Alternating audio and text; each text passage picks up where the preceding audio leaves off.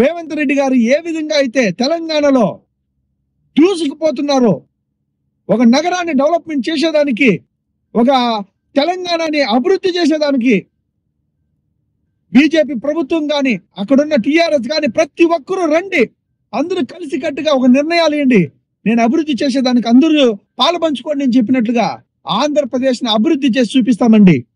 ఆంధ్రప్రదేశ్ని అభివృద్ధి చేసి చూపిస్తాం.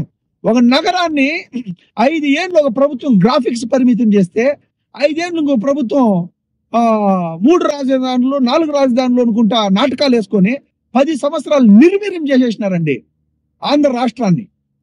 తప్పకుండా ఈ లోకల్ పార్టీలు యుద్ధాలు చేసినాయి, పెద్ద పెద్ద యుద్ధాలు చేసినాయి.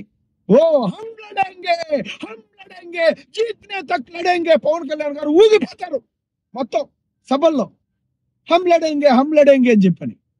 ఏమిటికి? స్పెషల్ స్టేటస్ కి. ఎక్కడ పోయిందండి డిప్యూటీ సీఎం గా హమ్ లడేంగే? ఇప్పుడేనండి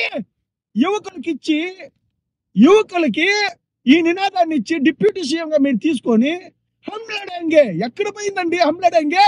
డిప్యూటీ సీఎం గా సీజ్ ద సిప్ కాదు, సీజ్ ద సిప్ కాదండి, డిప్యూటీ సీఎం గా ఈ రోజు హమ్ లడేంగే స్పెషల్ స్టేటస్ తీసుకురండి.